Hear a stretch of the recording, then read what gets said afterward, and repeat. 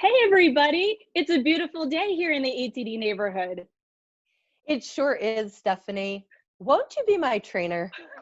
Only if you'll also be my trainer, Allison. We are so excited to Absolutely. be here, and we are so excited that you're here too. Welcome to Won't You Be My Trainer? We're going to share some practical lessons from Mr. Rogers with you today. And we are absolutely thrilled to be your trainers. My name is Stephanie Hupka. I am the managing partner of Protos Learning, which is located in the Washington, D.C. area. And I'm Allison French, also in the Washington, D.C. area. I'm the managing director of Alto Solutions. And today, as Stephanie mentioned, we are going to be focusing on the ideas, the techniques, the teachings that made Mr. Rogers such a beloved and welcome part of so many childhoods and family routines. And we're going to show you how you can apply them as trainers. We're going to do this by sharing with you 1 overarching concept, 4 design techniques, and 3 delivery techniques. So we also have for you as a resource a worksheet that you can download from ATD's website if you haven't done so already. This is by no means required. It's something that we put together just to help you as we go through. We found that when you write down what you hear, you're much more likely to remember it, and you're much more likely to apply it and use it going forward. So we've structured this worksheet in a way that follows our presentation. We have our overarching concept, we have our design techniques, followed by our delivery techniques. And for each one, we have a box that asks, what did you hear that surprised you? What did you hear that inspired you? And how will you use this in your training? And we encourage you, as needed, to pause the video, jot down things, jot down takeaways as you see that they will be useful to you. So one of the reasons that we are so excited to be with you today is because Mr. Rogers brings back some of our favorite childhood memories. And we're guessing that you feel the same way since you were joining us today as well. So Allison, as a kid, did you ever imagine what it might be like to be Mr. Rogers' neighbor? Oh my gosh, all the time. So I actually used to pretend I was going to the land of make-believe. I had a group of friends and we used to take little trucks and things and use them as the trolley. When we didn't have one, we would use a granola bar and the trolley would come around and it would take us to the land of make-believe all the time. And now, I love it. as an adult, I've actually shown this to my children who are 9 and 7. So it has stayed with me over the years. Oh my gosh, that is so cool. I have some similar memories. I remember watching the show every single day, just about as a kid. What was interesting though is that when I eventually grew up enough to go to college, I ended up going to school in Pittsburgh. And in fact, what you're seeing right now on the screen is the WQED building, which is in one of the Pittsburgh neighborhoods right near my college campus. In fact, I lived about maybe a 30-second walk from that building. And for me, it was kind of a fun little full circle moment because I went from loving Mr. Rogers' neighborhood, wishing I could grow up to live in his neighborhood, and ultimately, I kind of did grow up to live in his neighborhood. So it was a really nice moment and, kind of a fun little connection that I've always felt I had with Mr. Rogers. So Stephanie, that's such a perfect way to introduce our overarching concept, which is connection. Creating an environment that fosters connection is really one of the most important details that you can consider when you're designing any kind of learning experience, whether it's in person, virtual, blended, it doesn't really matter. Connection is really important. And Stephanie, have you ever been in a situation where you've actually felt really disconnected, either as a trainer or as a learner? Yeah, it's a horrible story, but I'm No. going to go ahead and share it anyway. This was very early in my training career. I had the opportunity to be part of a team of facilitators who were putting together a multi-day session for a small group of learners. I think we had about 25 of them with us. And we didn't have a whole lot of time to prepare the session. So it really ended up being every facilitator's nightmare. It was a death by PowerPoint kind of situation. Not exciting for us, and it really wasn't exciting for the learners. By the end of the first day, looking out into that sea of bored, just defeated faces, I thought, I feel horrible for them, and I feel horrible that I'm going to have to come back in here tomorrow morning and deliver more of the same to them. That sounds so difficult for both the facilitators and the learners. What happened? What did you do? Fortunately, we didn't leave it a death by PowerPoint. We learned that lesson Goodness. really quickly. We ended up getting together, the group of facilitators, that evening, and we had a conversation about what was going wrong. And for us, it felt as though there was a disconnect. It was a disconnect between the learners and the content. It was a disconnect between the facilitators and the learners, but it was also a disconnect between the learners and the learners.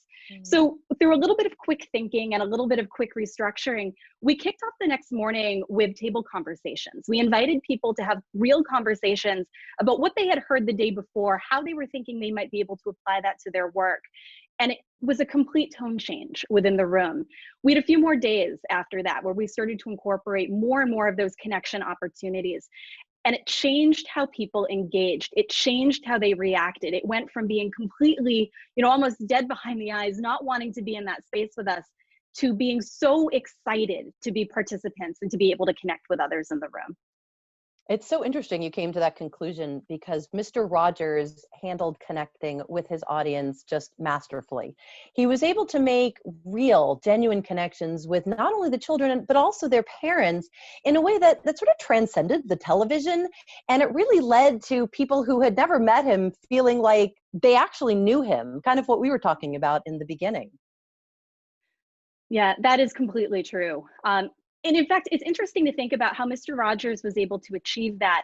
And then thinking about how we might be able to create a similar connection with our learners. We had a couple of theories and strategies that we thought we would share with you. And the first is probably one that doesn't surprise you too much: being vulnerable. You're probably very familiar with Brene Brown's work in this area. I think it's almost required reading for many of us as trainers and facilitators. But sharing information about yourself and giving people the opportunity to get to know you is an incredible way to bring vulnerability into any sort of a classroom or even a virtual setting. When you do that, it helps people to let down their guards, and that really helps to make connections between yourself and the learners, and also the learners themselves, that much more easier to be able to facilitate. Vulnerability is interesting. It can take a number of different shapes, and you've actually seen a little bit of that today from us already. The photos that we shared on our introduction page, probably not as polished as what we would usually use, but they're fun. They bring out a little bit of that vulnerability. Hopefully you were inspired to grab a cardigan even as we were getting into this. And also, you've already heard an embarrassing story from me today, and there may be others. But what's really nice is through vulnerability, through sharing a bit about yourself, you can really inspire others to be vulnerable as well. And the connections that can form in that space can be really, really powerful. Beyond that, when it comes to connections, empathy is a wonderful tool to be able to incorporate in training. When you demonstrate empathy, you can create very genuine connections that can really start to transcend boundaries and make people feel as if they are truly seen and heard. Think a little bit about how your learners might respond to content, and think about how you plan to share that and engage them with that. That can help you to start to set some expectations for how you can build opportunities for empathy into your training. And finally, trust is one of the most critical factors in any learning experience you'll engage in, and it stems from design. Learners have to trust that we as trainers have their success and their best interests in mind. So when you're designing training and also delivering training, ask yourself how you'll be able to build trust into the time that you're going to have with your learners. So as Stephanie knows, I'm a little bit of a geek when it comes to the neuroscience behind all of this. So of course we wanted to throw in a little bit of brain research here. And I love this little head-heart graphic because in brain research, it's shown that oxytocin gets released when we make connections. Now, oxytocin is a hormone, and it's the same hormone that's released in pregnant mothers to bond with their babies, essentially. But I've seen this happen all the time in training. I've seen this happen when meeting people for the first time and realizing that you have kids the same age, or you grew up in the same hometown, or you went to the same college, or in Stephanie and my case, we were actually involved in the same activity in college. And, we realized that very early on, and it definitely created connection and trust between the two of us. We have this little special bond because of that. And in a training session, this could be as simple as sharing something about yourself that helps your learners to connect, talking about a shared experience. When I've been in in-person classes, oh, that traffic was terrible, or oh, the weather is awful today. Even now, we're in a virtual experience here, but we're sharing something that really is creating a connection here. We're all going through a pandemic together. And those kinds of things really do the trick in creating some quick connections. So as we move forward here and we think about how do we create connection in the classroom, when you're in person, you really want to start this even before the training begins. So when people are coming into the room, I'm greeting them. I'm greeting them at the door. I'm greeting them as they're coming in. Talking to them about the weather or their commute, or making sure they got that cup of coffee, or sometimes I'll compliment them on a piece of jewelry that they're wearing. And I'll also circulate around the room. People will go and sit at their tables and such, and I'll walk around. I'll introduce myself personally before I do the formal introduction. And those kinds of things really help in setting that tone, in welcoming people, and in creating that connection right off the bat. And then of course you'll have opportunities to integrate connection into the session, which we'll talk about later as we go through some of the design tips. Mhm. Yeah, it's really important to remember how that works as part of the in-person experience. And we also wanted to share a little bit about the virtual experience when it comes to connection, especially now in the time that we're currently in, where there are so many of us who are distanced from not only our coworkers, but from the learners we typically connect with. Virtual training will likely be a big part of our future moving forward. So when you're thinking about virtual training, there are a couple of concepts to keep in mind. If you have the opportunity to work with small groups, there's a really unique opportunity in that can come close to almost replicating a live meeting. Use your webcam, for example. Look at people. Make sure people are unmuted so that they can talk and participate and communicate with you. Webinars can get a little trickier. Usually they're a little bit bigger. You're going to have more people. You may only have a few people who are unmuted and able to communicate vocally, but you do have some tools that are great for being able to access. Think about things like chat, Q&A, hand raising, maybe reaction buttons, for example. Those can be nice ways to engage and connect people. Don't forget about some of the more advanced tools too. Whiteboards, annotation, those are wonderful ways to start to incorporate the idea of connection into some of the work that you're doing through webinars. E-learning is probably the trickiest of all. So many of us are getting more and more into that space now. And it's asynchronous, so that adds a layer of complication to it. But remember, Mr. Rogers was able to build connections between himself and his audience through a TV. And if he can do that, you can do that through e-learning design too. One great way to do that, incorporate stories. Stories that learners can relate to and engage with. Maybe a choose your own adventure or something like that can be a wonderful way to promote a strong connection between learners and the content that you're sharing with them. And in fact, connection is a theme you're going to hear a lot about today, because connection is so important to both instructional design and delivery. So why don't we talk a little bit more about design and start with our first design technique for you, which is on intentionality. Intentionality is something that Mr. Rogers was almost masterful at. He was notorious for building intentionality into the episodes of his show that he created. Mr. Rogers did not ad-lib. Every part of his show was scripted, and he would often spend hours pouring through scripts, making sure that he would remove words that didn't work. He would edit them to be sure every single word that he used was in complete alignment with the messaging that he wanted to share with his audience. Mr. Rogers viewed the time that he spent with children as important. It was almost sacred to him, and he wanted to be sure that he used every moment of that time well. So we had a couple of tips for you as far as how you can create the space with intentionality in your instructional design practices. And the first one is to take your time. Give yourself enough time to build the learning experiences that will really honor the content that you produce and the learners who will engage with it. This isn't so much about saying don't procrastinate. This is more about truly taking your time through the instructional design process. It allows you to be more intentional about the designs that you are going to be making. It helps you to think through the plans and the storyboards that you're going to be using, and it helps them to make sure that those storyboards and plans are very complete. And frankly, you'll enjoy the process more. Don't forget, instructional design and training as a whole really should be fun. Make each of your choices count. Know how your activities and the flow of your learning event will advance your content. Think a little bit about taking your time to focus on how every single design choice that you make impacts the training as a whole, and consider how you can advance your learning outcomes through each of the choices that you make. If you ask yourself whether you are going to achieve your goal through every decision that you make while working through instructional design, you'll find that every choice that you do make become very intentional. And finally, consider your words. Mr. Rogers didn't like to ad lib, but creating and memorizing a script really isn't part of what most of us do as facilitators, especially if you're going to find yourself in front of a classroom. Still, though, it does make sense to think a little bit about the words that you are going to use. After all, when you think about it, your words have the same power to drive a message and impact learners that Mr. Rogers had when he was able to talk with children through the show. One thing that was really interesting too, Mr. Rogers tended to use fairly clear, almost small words like oh and see and go and no, words that kind of sound simple, but they're easy to interpret. It's very, very easy to be sure that your audience will fully understand what you're sharing. Don't get too lost in terminology. Make sure that you have the opportunity to really expand into things like application and analysis. Think Bloom's taxonomy when you're thinking a little bit about the word choices that you'll use.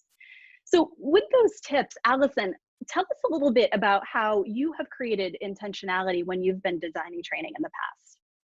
Well, Stephanie, what really comes to mind is this workshop, because when we first did this workshop, we designed this, as you recall, to be an instructor-led classroom, super activity-heavy session. And we used tools like Trello to organize our work, which was really fun, actually, working in Trello and putting in ideas and graphics and things we might want to do and moving them around and being very intentional about the flow and the activities and the design. And then we were asked to do this presentation virtually, and we said, that's great, but we didn't want to just take what we had done for the in-person classroom and just plunk it into a virtual learning, because it's a different setting. And we said we're going to think really intentionally about what that's going to look like, what the audience is going to be like, what the words we're going to be choosing, and how we're going to structure it. So similar structure, similar concepts, but a different way of designing and deploying it for the virtual setting. So I think in both instances it was a very, very intentional, a lot of very intentional choices that we made in putting this together. Yeah, you are totally right. That's a good example. And one of these, I think that was really important was our structure, our organizing structure, because back to my brain research, our brains are pattern recognition machines. And when there's no patterns, when there's no organizing structure, our brains are actually expending extra energy trying to create them. And that's not what you want your learners to be doing. You don't want them to be using all this brain power to try to figure out what you're trying to do, what you're trying to say, because then you've lost them. So instead, you want to employ a simple and memorable structure to organize your training, and that can assist in learner retention. So if we were in that face-to-face class, I'd actually pause here and ask who remembers our organizing structure. Since we're not, I'm going to ask you all just pause your recording just for a moment and see if you can remember what that is. So here's our organizing structure. Once again, we structured this workshop to have one overarching concept, 4 design techniques, and 3 delivery techniques. Now, Mr. Rogers structured his show so that there were elements that you knew you could count on every single time. You could always expect these to happen. Now, they weren't always exactly in the same order, but you knew they were always going to happen at some point in the show. But the first 2 were always in the same order. He would come in, he would take off the suit jacket, and he would put on the cardigan, just like we did at the beginning of the show, of our workshop. And he'd have his music playing in the background. He'd be singing, he'd put on his cardigan, and then he would change from his dress shoes into his sneakers. And those 2 things always happened to open the show. You could count on them happening every single time. And that really established this level of trust and comfort. He was getting more comfortable. He was taking off the work clothes, putting on the comfortable clothes, welcoming you in.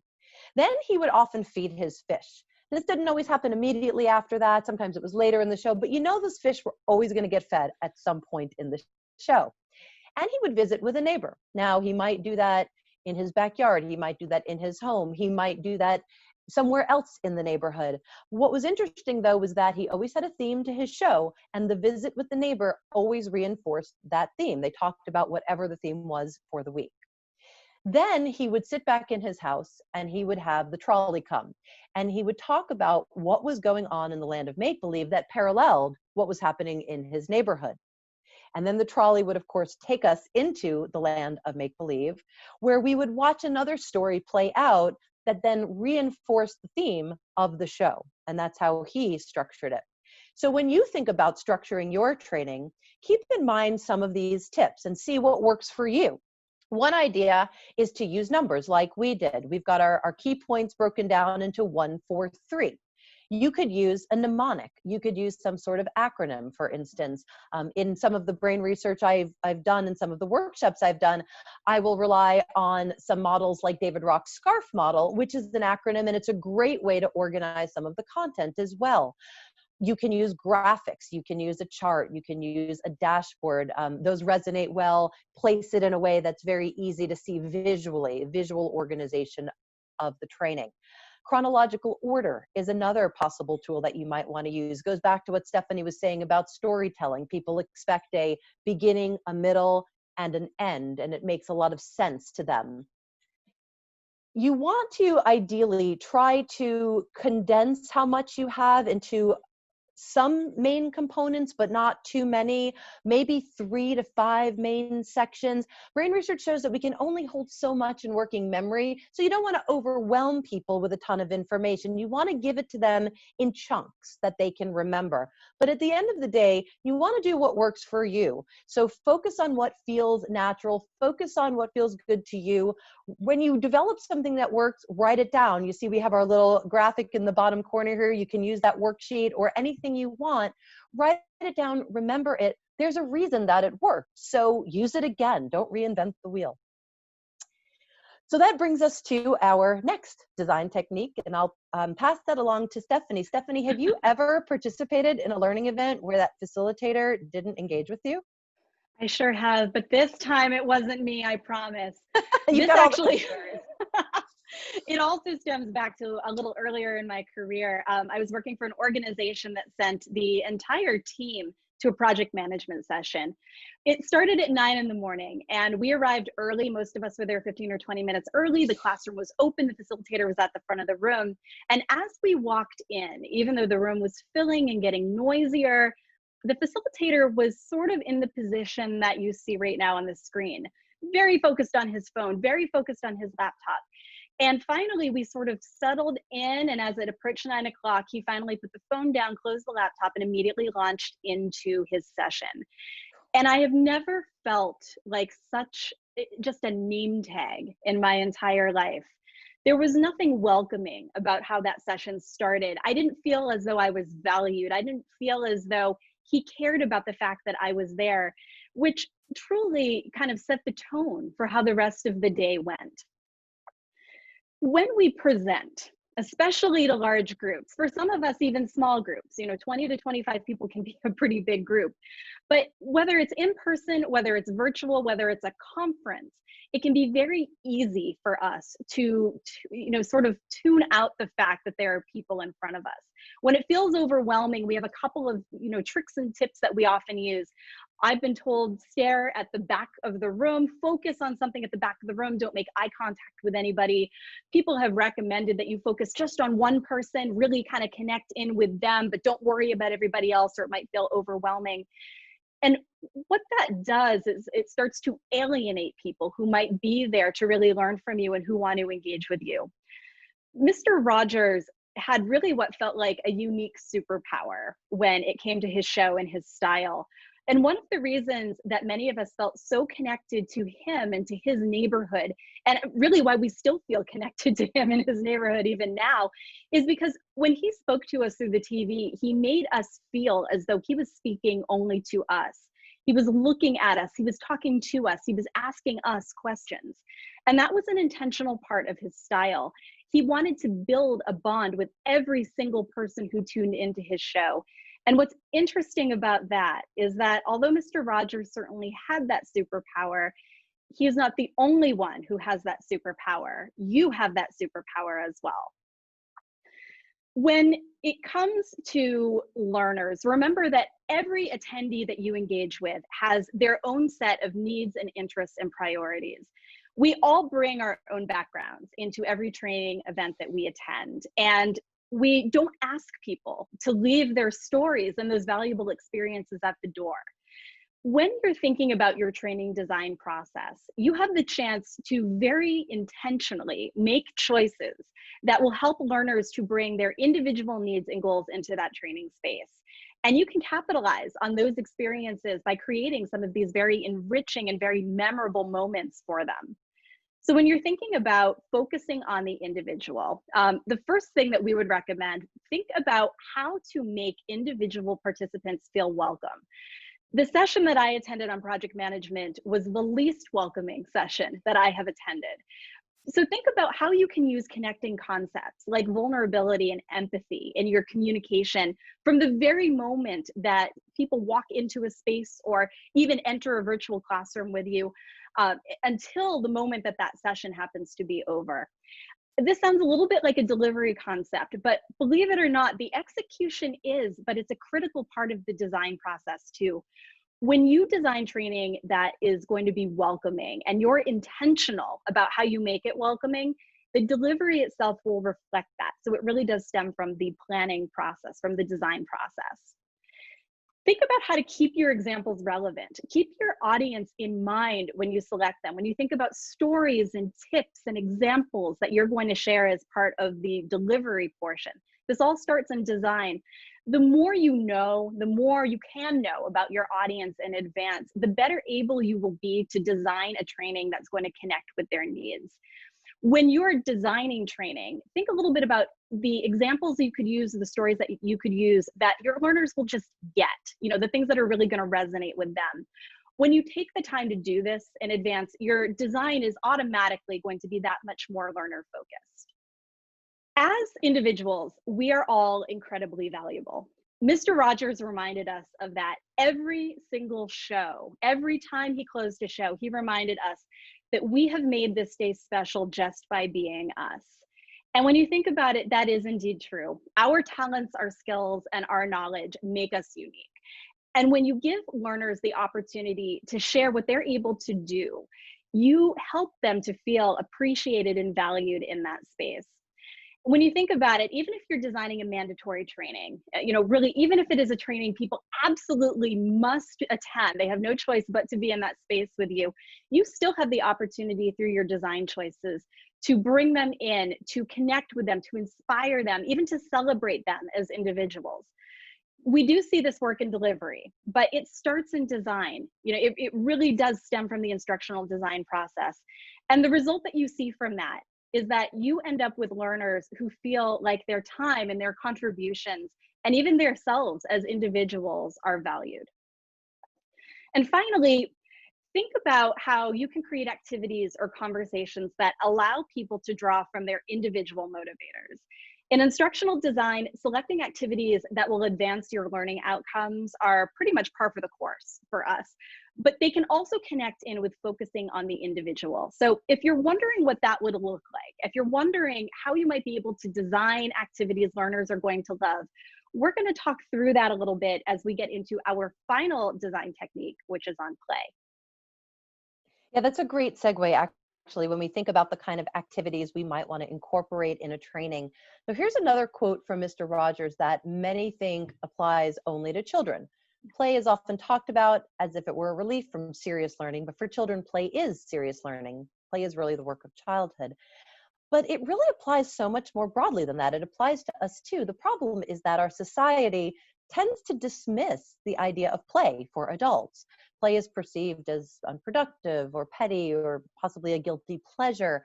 And the notion is, once we get to adulthood, it's time to get serious. And, between our personal and professional responsibilities, there's just no time for play. Well, about 10 years ago, Dr. Stuart Brown begged to differ. He wrote a book called Play, and he compared play to oxygen. He wrote, "It is all around us, yet goes mostly unnoticed and unappreciated until it is missing." And that might seem kind of surprising until you consider all the things that constitute play. So it's not just games. Play could be sports, it could be art, books, movies, music, comedy, even daydreaming. I actually heard about a researcher who liked to talk politics with his dog. He would actually ask his dog about political candidates, and the dog would, respond and go, "Huh?" And it just kind of made him laugh, and he would sort of play this game with his dog. And what's really interesting too is when you incorporate play into training, it can create deeper connections due to shared experience. But we don't need to play every single second of the day to reap the benefits. Instead, Dr. Brown calls play a catalyst. And I'm pretty sure Mr. Rogers would agree with that too, that a little bit of play can go a long way to boosting our productivity and our happiness. And we know as trainers that there's lots of ways to incorporate play, but the key is to add them with intentionality for the maximum impact. So let's think about some possible ways that we could incorporate play. So we can use games. This can be in person. We've all done this many times. This could be virtual. There's lots of places where you can get, gamification software that you can incorporate into your virtual training. You can use interactive polls. I do a lot of work with Poll Everywhere. I know Stephanie uses Umu for the same purpose. That's a lot of fun because you get to see what people are thinking and they can sort of compare notes with each other. You can ask fun questions too. It doesn't have to be all serious. You can show funny videos. I often incorporate YouTube videos, short little clips, but funny ones that also tend to have a point, that relates to what we're talking about, but it makes people laugh as well. And it kind of gives them that high spirits that they need. Friendly competition, again, nothing too serious, but maybe with the polls or maybe with the games, you're just making it that friendly competition and making sure people don't feel like there's too much pressure.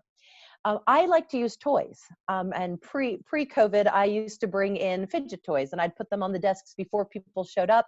There would be little Rubik's Cubes and little stretchy bands and things like that. And I mean, I've had CFOs of organizations. There was one lady she was a CFO of an organization, and I noticed at one point she had all the stretchy bands wound around her wrist, and she was just doing this with them. And whatever works, because if a lot of people, if they don't have something to fidget with, what are they going to fidget with? Their phones.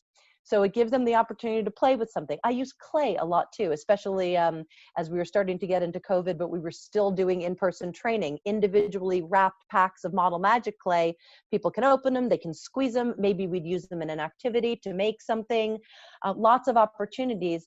And at the end of the day, again, what works for you? See where you can be creative. So basically all of this calls back to the idea of welcoming and making people feel safe. If you can do that in the beginning, they're also much more likely to get involved in a game and feel comfortable playing a game. But be creative. And that segues really well into our first delivery technique. It absolutely does, because our first delivery technique is indeed on creation. And I have to say, one of my favorite episodes of Mr. Rogers' Neighborhood of all time involved a segment where he decided to draw a house, which is what we wanted to share with you today. And as you look at it, you can see it's very clearly a house. It's got windows. It's got a happy stick figure who probably lives there. But what was really interesting about this particular segment, what really resonated with me, certainly as a kid, but even more so now as an adult, is Mr. Rogers, as he was drawing it, he kind of sat back and he looked at it and he said, I'm not very good at it, but it doesn't matter. It just feels good to have made something. And he went on after that to say, I wouldn't have made that if I'd just been thinking about it. It wouldn't be there. A really nice testament to the fact that sometimes there are great ideas and opportunities to explore that live more in our heads than they do anywhere else. But through the power of creation, through the act of being able to create something, we have that opportunity to bring some of those ideas to life. And you never know what's going to be the next great inspiring opportunity for you. Let's talk a little bit about why creation works for your learners. And the first thing to think about is ownership. Giving adult learners a sense of ownership is an incredible gift when it comes to training. In a world where training often gets a really bad rap because it's mandatory or someone's requiring you to be there, it's boring or it's disconnected from the real world, creation gives us a chance to reclaim some of that and really push all of those negative things aside as we encourage people to own what they're working on and what they produce.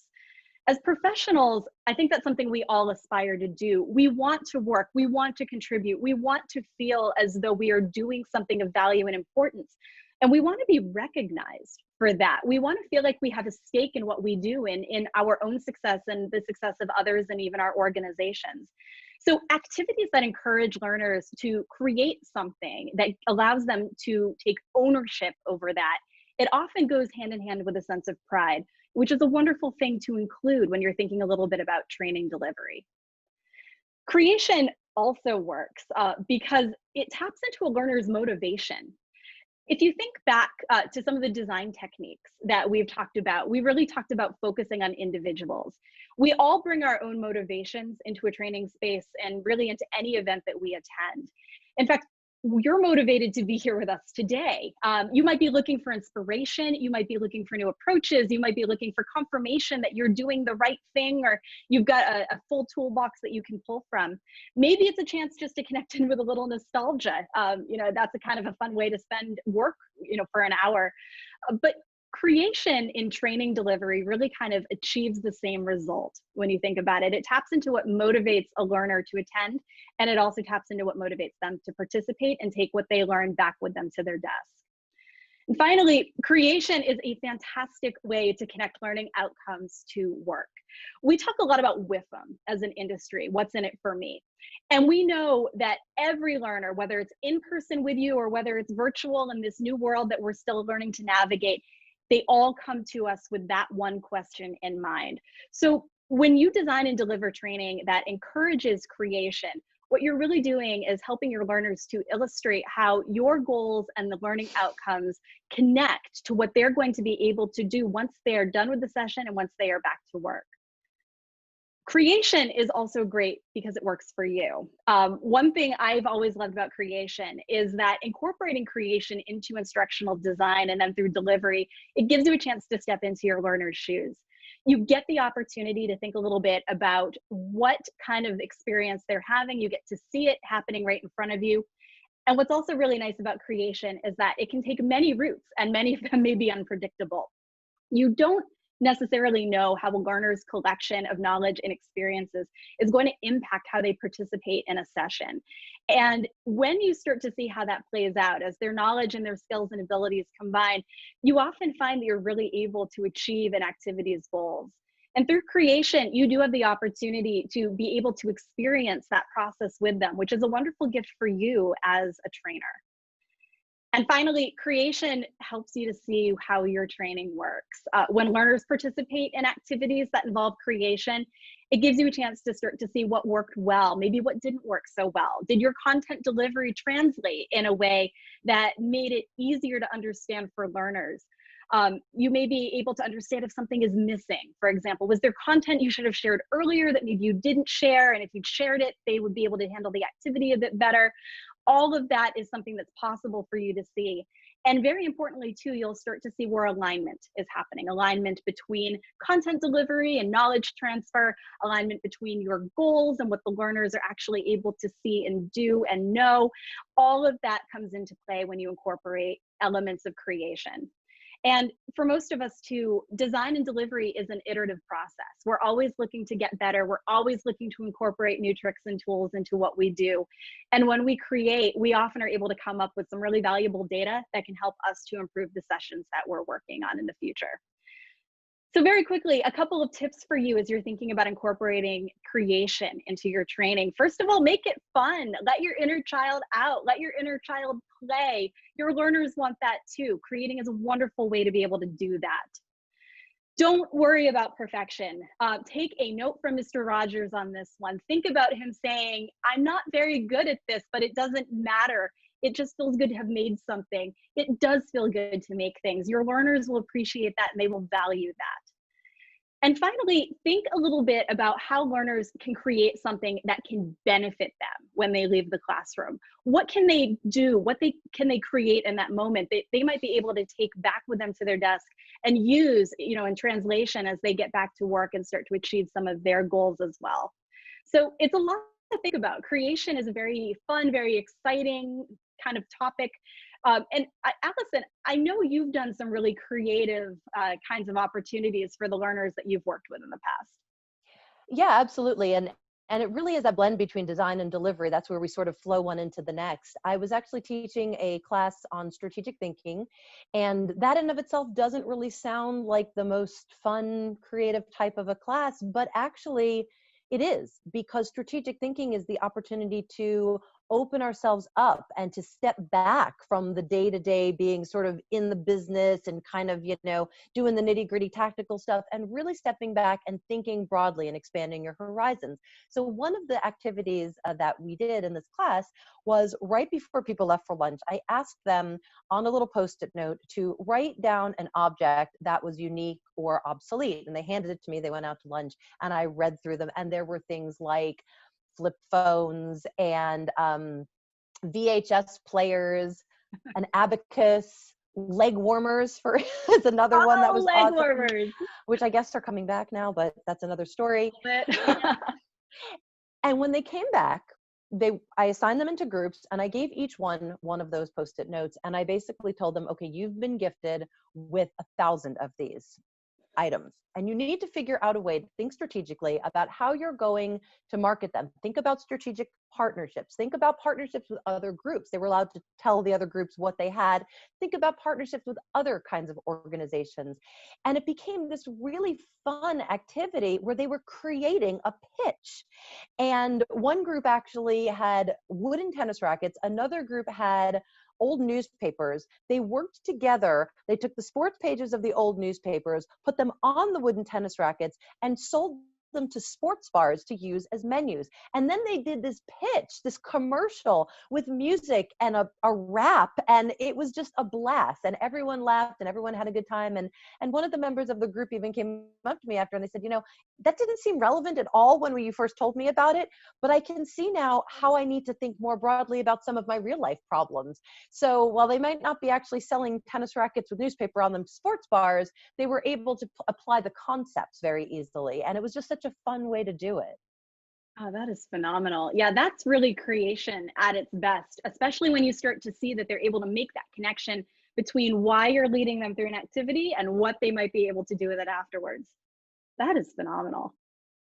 And it takes us into, oh gosh, the delivery technique that I have always struggled with, and I bet you probably struggled with, or maybe still struggle with as well.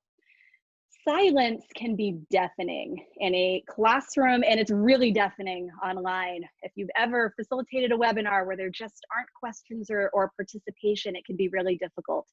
When you think about silence, oftentimes it's with that very meditative, very peaceful sort of thought to it. You know, we think about silence as golden, and we kind of strive to incorporate a little bit of silence in our lives. But as facilitators, it doesn't usually feel like this peaceful scene here. It usually feels a lot more like this, right? It's creepy, it's eerie, it's what's at the end of it, it's will it ever end? Silence is something I have struggled with mightily throughout my career, certainly through facilitation and training delivery. And Allison, I know you've put some real thought into what it's like to not be afraid of it, but to really allow yourself to be empowered by it. No, absolutely. And it's difficult for me as well, for sure. I like to talk. So I have absolutely struggled with this as well. And I've turned to brain research to try to understand that a little bit. In 2013, there was a study that was published in the journal Brain Structure and Function that found that mice that were exposed to 2 hours of silence a day actually generated new brain cells. And also that when there is silence, our brain is allowed to rest. It's like any other muscle, like if you're running, you want to rest your muscles. Our brain is a muscle. We're knowledge workers. We need it to rest. Silence helps the brain to rest, and then it better processes things as a result. So think about this when you're facilitating your next training. We tend to want to fill the gaps with speaking. We tend to want to think that we are adding this extra value, but we may not be. Just because we're talking and we're providing information, we may not be adding the value that we think we are. So I want to take you now to the movie that came out last year, A Beautiful Day in the Neighborhood, with Tom Hanks playing the role of Fred Rogers. And there's the scene where Mr. Rogers is at a restaurant with the reporter, Lloyd Vogel, who's played here by Matthew Rhys. And Matthew Rhys is supposed to be interviewing him. But instead of allowing himself to be interviewed, Mr. Rogers turns the table. Lloyd has some deep-seated issues with his family, with his father in particular. And Mr. Rogers asks Lloyd to take a minute of silence to consider the people that have loved him into being. And then for the next 60 seconds, there is only silence, which is meant to be really uncomfortable, both for the character of Lloyd, but also for us as the audience. And you can see this really transformative effect in Lloyd's character. And I read an article later in Entertainment Weekly where Noah Harpster, who's the co-writer of the film, said that from the very beginning, this movie was a chance to get people in the audience to really think about their own lives and their experiences and their childhood in a way that Mr. Rogers was able to do so. And we've seen that in what we've discussed earlier with play and some of the other concepts. And then the co-writer, Micah Fitzerman Blue, he uses this really great example that relates to parents, which I completely relate to as well myself. He says, your instinct as a parent is that when your child is crying, you want to fill the discomfort with noise and you want to say, oh, don't cry, it's going to be okay, and then distract them out of their feelings. But what you're really doing is you're not enabling your children to feel what they need to feel. So what Mr. Rogers was committed to doing was allowing parents to make it safe for their children to have feelings. And the writers of this movie wanted the audience to recreate that feeling, to really have Mr. Rogers hold that space for them. So that's the feeling we want to recreate as trainers. In line with how we develop our programs to resonate with the individual, we want to hold space for each and every one of our learners. So here's a little mnemonic that I use sometimes in my training classes as I'm delivering them, and it's the word wait. And of course, wait means to stop and pause, but it's also an acronym, and it stands for, why am I talking? So you need to ask yourself that as a trainer. Are you trying to fill some sort of gap? Because if we're doing that, we might be shortchanging our learners. Many people actually take time to formulate their thoughts, to process their thoughts. They don't speak up immediately after we pose a question. Some people need time to jot it down on a piece of paper. So think about, why are you talking? How are you giving them the space to process before forging ahead? I can think of a time during a class where there was this really, really awkwardly long silence, and I was just about to forge ahead. And one of the students finally spoke up with this extremely profound observation that turned out to be something that was on the mind of all the other classmates as well, or almost all of them. And we spent time on it. We took a moment, we spent some time on it. And if I hadn't said anything, if I had said something rather, I think we would have plowed right through it. And what ended up happening is during the break, people came up to me and said, I'm so glad you did that, because we were all thinking this and we needed to have that conversation. So, thank you for holding space. Thank you for addressing that and just not plowing forward with it. So some tips for you. Don't fear the silence. It's okay if it takes time to get comfortable with silence and training, especially as the facilitator, but remember the benefits to it. It can be a powerful tool. And we know that silence can be useful to our learners, so incorporate silence at key points. Do that in your design, do that in your delivery ad hoc. Be intentional, though, about how you use the silence as you do your training. Think about when learners might need a quiet moment to do some processing before you move on to the next topic. Acknowledge the silence. Maybe you want to even let your learners know how much silence they should expect, just to kind of tee it up for them a little bit. Once you've acknowledged the silence, encourage your learners to embrace it.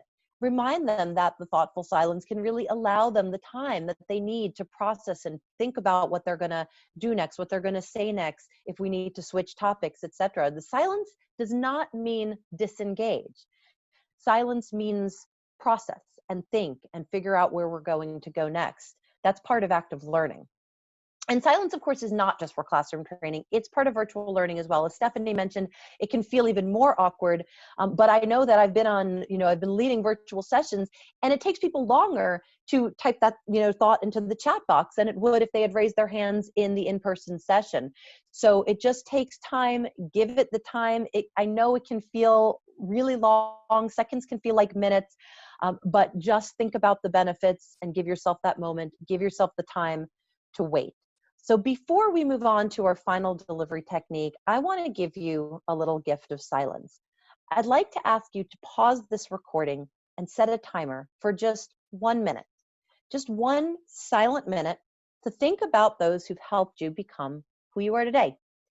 Some of them may be here in your life right now. Some of them may be far away. Some of them may no longer be with us. But if they've encouraged you in any way, they're inside you somehow.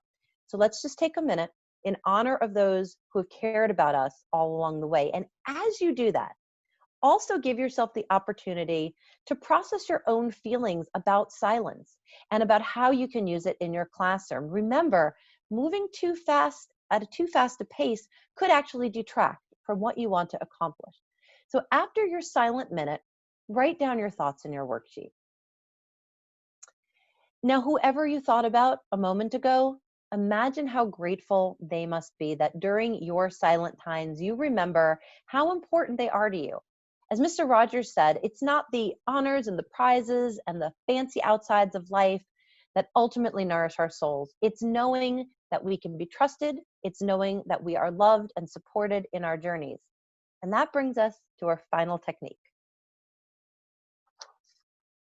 So this may seem a little incongruous to some of you, but let's take a look at this Mr. Rogers quote on the slide. The thing I remember best about successful people I've met through the years is their obvious delight in what they're doing. And it seems to have little to do with worldly success. They just love what they're doing, and they love it in front of others. Stephanie, what is it about your role as a trainer that you love most? Oh, it must be everything. But if I were to pick one, if I were to only pick one thing that I love the most, it is hard work to get to delivery. But that moment where you start to see learners really connect with what you are sharing with them, when they start to talk not about the session, but about what they're going to do with what they've learned in the session, for me, I think that kind of defines what I love the most about being able to work in talent development. Oh, I couldn't agree more. That resonates with me so much. And I think that when we think about what we love the most is such a way to inspire us as trainers, to inspire our delivery as trainers. And if we're inspired, I think we're so much more likely to visibly demonstrate our love and our inspiration. And that can be so powerful to witness as a learner. And we hope that those of you who have taken the time to be with us today can see, even through a video, how much Stephanie and I love being trainers and truly love this topic that we're sharing with you. So as we close out today, I want to come back to our organizing structure. So remember the 1-4-3 that we talked about: one overarching concept, connection, 4 design techniques, intentionality, organizing structure, focus on the individual, and play, and the 3 delivery techniques of creation, silence, and love. Well, it has a little bit of a special meaning as well. It does. We were actually very intentional about using the numbers 1-4-3 today for our session. Mr. Rogers loved the number 1-4-3 because it takes 1 letter to spell I, 4 letters for love, and 3 letters for you. So 1-4-3 was connected to many aspects of Mr. Rogers' life. And in addition to the fact that it's a wonderful message for how he was able to message his show and connect with children, we found it to be a really powerful reminder that love is part of any enriching experience. And that really includes what you're able to do for learners, whether they are in a classroom with you or virtually connected into you. So we want to leave you with some actionable steps as you think intentionally about designing your next training event. So first, how will you get to know your learners in order to create the connections that you need for a successful training? Who is the audience? What are they going to need from you? Second, how are you going to organize it? So what sort of structure are you going to employ? How are you going to incorporate those elements of silence that we talked about? And finally, how will you incorporate the elements of play and creativity?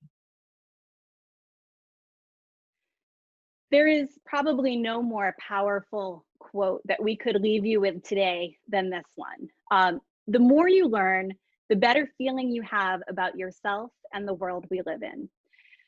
I have always found that to be one of the most powerful quotes that Mr. Rogers was able to share. And I think these days, especially, it really says so very much about what we are able to do for the learners that we have an opportunity to work with. When you think about it, we have the opportunity to connect them into what they are able to learn. And through that simple exercise, through the design, through the delivery of the trainings that we're able to produce, we are able to empower them to be able to go back and do even more with what they have access to than ever before. It's through what we're able to do in our roles. And it's through all of the techniques that we were able to share with you today, and especially love. When you bring the fact that you love what you do to training, it really will show people just how much they can learn, why they should be connected in, and why they can take what you're teaching them and the knowledge that they're gaining, and really use that to transform their lives, to transform the work that they do, and even the communities that they're part of. And so with that, we are at the end of our session for today. We are thrilled that you were able to join us. It was so much fun welcoming you into our neighborhood. We hope you had as much fun hanging out with us as we did chatting with you about some of the ways that we can take Mr. Rogers' lessons and apply them into the work that we do. And we would love to hear from you. Our contact information is here, our website. If you have any questions, and especially if you want to share with us, we would love to hear what you've put into action and how it's worked for you. So thank you again. We had such a blast today.